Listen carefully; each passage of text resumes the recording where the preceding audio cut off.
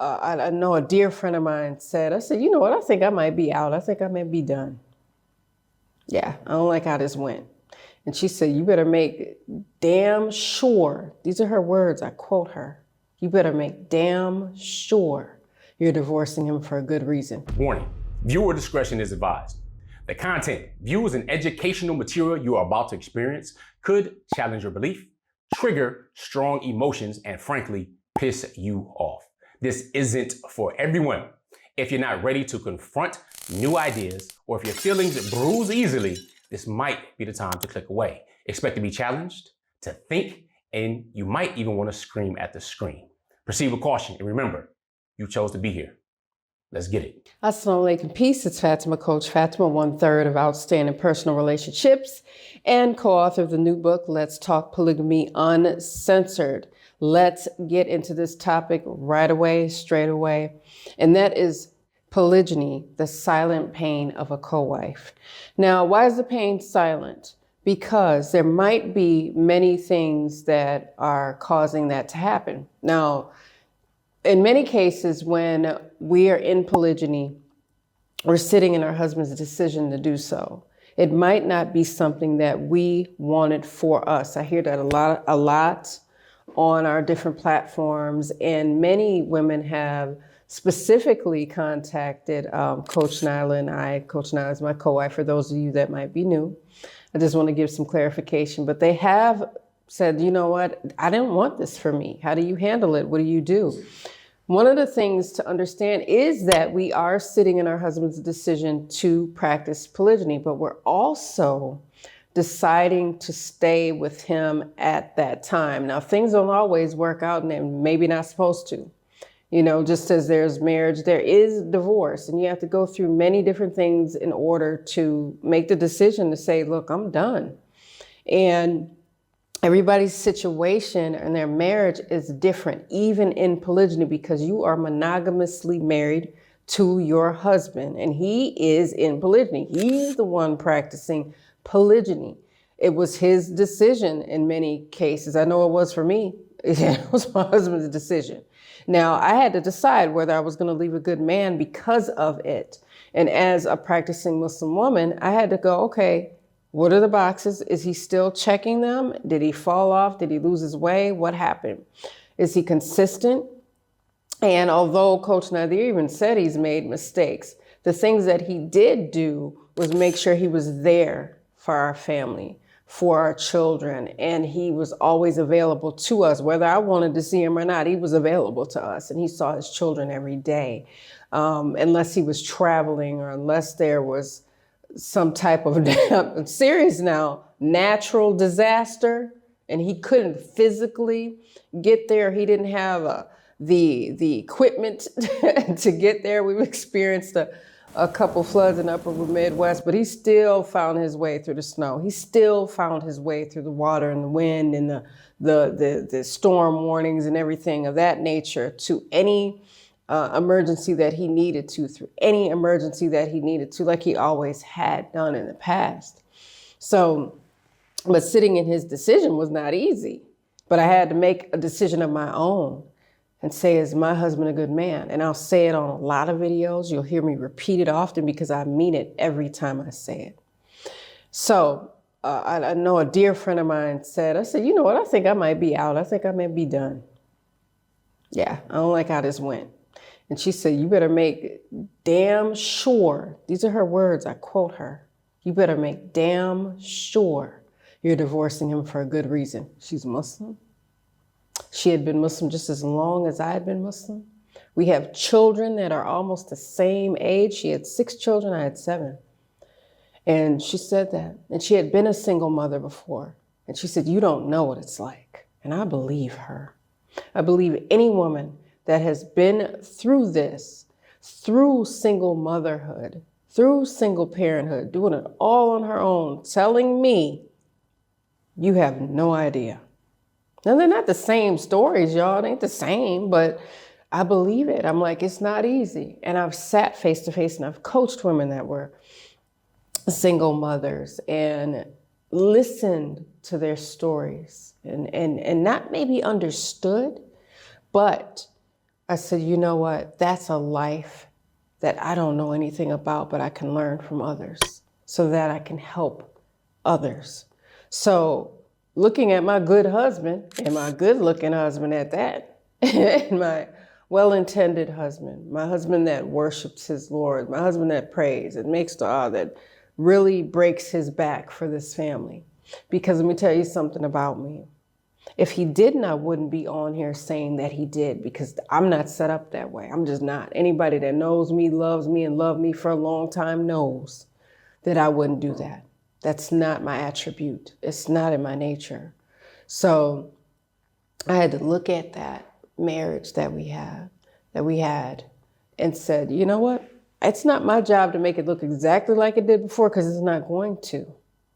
But understanding that for me to not suffer in silence any longer meant I had to use my voice.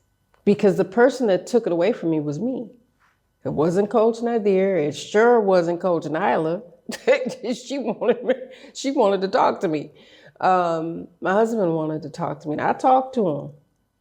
And sometimes he probably wished I would have shut all the way up. But he understood. He's mature enough to understand that, you know what, I made this choice, and my wife is going to have something to say about it. I did. And I told him what I felt. I was honest. I didn't hold back a lot of times. That doesn't mean you have to be rude and disrespectful. I just was like, this is how I feel about this. You know? So to not suffer in silence, use your voice. Say, look, I'm concerned. I don't know what this means for us. I'm feeling like I could be wrong, but I'm feeling like you might abandon us one day. I'm concerned that our children don't see you enough. I'm concerned that they don't see you at all. I'm concerned that I'm just a figurehead here. I'm just sitting next to you, and there's no purpose to the marriage anymore. Can you help me with that? Can you give me how you feel or your experience of it? Are you feeling the same way I am? Am I wrong? Are you going to go somewhere? Are you going to leave? Is this woman so great that one day you might go? Having that conversation at the appropriate time matters. Letting our husbands know our concerns matter. See, I know how to shut up and not talk to people. I'm almost masterful with it. But in the times where it's not appropriate, it didn't serve me. So then I said, no, I'm going to say this the best way that I know how. And I'm going to say this today. And I'm going to talk to my co-wife. And I'm going to say, this is my concern. Or these are the things that I have to share with you. This is how I felt about what you did. You know, it's always what you did. Like she ain't have help. It's a marriage. It's not a fling. Understand. It's a marriage, not a fling. When we put that in our head, we act accordingly. So when we say that my husband has another wife, but I'm also his wife. I'm also his wife. Don't pull the power away from your marriage by sitting in that silence, in that pain, and taking your voice away from yourself. Because the people that love you can't fix you, but they want to help. I want to help everybody I love. If I don't like you, then kick rocks.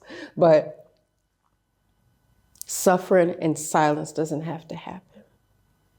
You don't have to stay in that space. So if you want to really level up and experience true fulfillment and growth, make sure you visit my website at coachfatimah.com, because I do coaching. It's called Nourishing Fulfillment Program, Pathway to Empowerment. And I had to go through that journey of self-discovery and finding out that I took my voice away, and identifying the fact that I was suffering in silence and I wasn't speaking up. I wasn't speaking out. I wasn't using my voice. I wasn't voicing my concerns enough early on. So I just wanted to tell you all that. I know this is happening. The women, the wives, we know oftentimes we do suffer in silence. Give yourself a hug. Ask those that you love to hug you. Don't deny yourself of that. Hug your children. Make the pray for yourself and your marriage, and make sure you do that every day. I mean, it's just not a one-stop shop thing. It's something that you do every single day. So make sure you comment, like, subscribe. I hope you guys got some gems from this video. I really, really do. My intention is to drop them or share them with you all, or enlighten some of the places or spaces that feel dark for you. And if it's dark, like the quote said, turn the light on. So comment, like, subscribe, share this video. Sharing is caring. Hit that notification bell, because you're always going to know when we upload, and you don't want to miss anything. And watch everything on our channel, guys, okay? And we also have a community that's private. It's called polygamycommunity.com.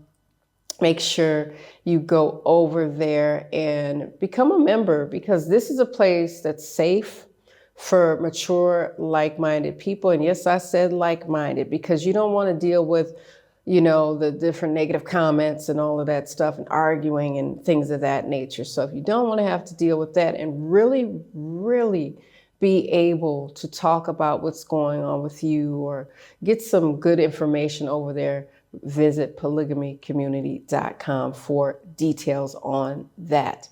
I'm going to leave you guys with some GLC, as I always do.